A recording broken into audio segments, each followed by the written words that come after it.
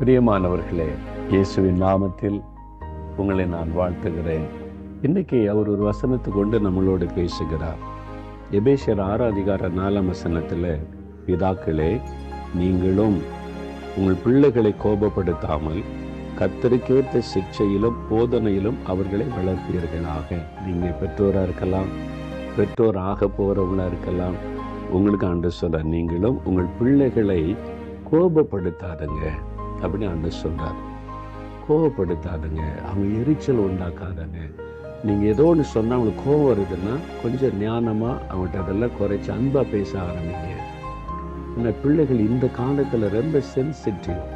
அந்த காலத்தில் காரியம் வேறு, சூழ்நிலை வேறு. இப்போ அப்படி கிடையாது. நம்ம சொல்கிற வார்த்தையை ரொம்ப கவனமாக பார்க்குறாங்க. அது உங்களை காயப்படுத்திடும். அதனால இந்த காலத்துக்கு நீங்கள் கொஞ்சம் இறங்கி வந்து பிள்ளைகளை புரிந்து கொள்ளுங்க. நான் இதை சொன்னால் என் பிள்ளை கோவம் வருதுன்னா எப்போ சொல்லணும், எப்படி சொல்லணும், அப்போ சொல்லுங்க. அன்பாக பேசுங்க.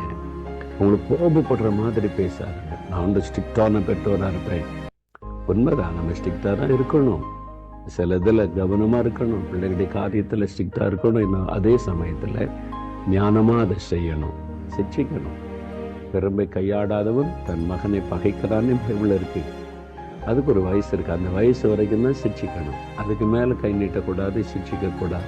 ஏன்னா அந்த காலத்தில் அப்பா ஒன்று சொல்லிட்டு அப்படியே கீழ்ப்படுகிறது தான். ஏன்னு கேட்க மாட்டோம். இந்த காலத்தில் நீ இது செய்யக்கூடாதுன்னா ஏன் செய்யக்கூடாது, இதை பார்க்கக்கூடாதுன்னா ஏன் பார்க்கக்கூடாது, இது வேண்டாம்னா ஏன் வேண்டாம், எல்லாரும் செய்கிறாங்களே இது என்ன தப்பு, கேள்வி கேட்குற ஒரு காலத்தில் வந்திருக்க பிள்ளைகள் ரொம்ப கேள்வி ஞானம் உள்ளவளாக இருக்கிறாங்க.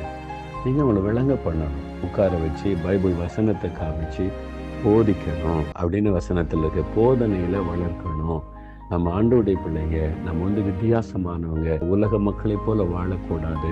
நமக்கு ஆண்டவர் வச்சிருக்கிற ஆசீர்வாதம், சமாதானம் எல்லாத்தையும் விளக்கி சொல்லி போதிக்கணும். உங்கள் பிள்ளை ஆண்டவர் கொடுத்த ஒரு பொக்கிஷம். எல்லா செல்வத்தை விட தேவன் கொடுத்திருக்கிற பெரிய செல்வம். அதை நீங்கள் நேசித்து அன்பாக பேசி அதை உங்களோட ஐக்கியப்படுத்தி அன்பாக இருக்க பழகுங்க. அப்போ அதற்கு உங்களை ஒப்பு கொடுக்குறீங்களா? இன்றைக்கு உங்கள் வீட்டுக்குள்ளே அந்த மாற்றம் வரணும். சரியா?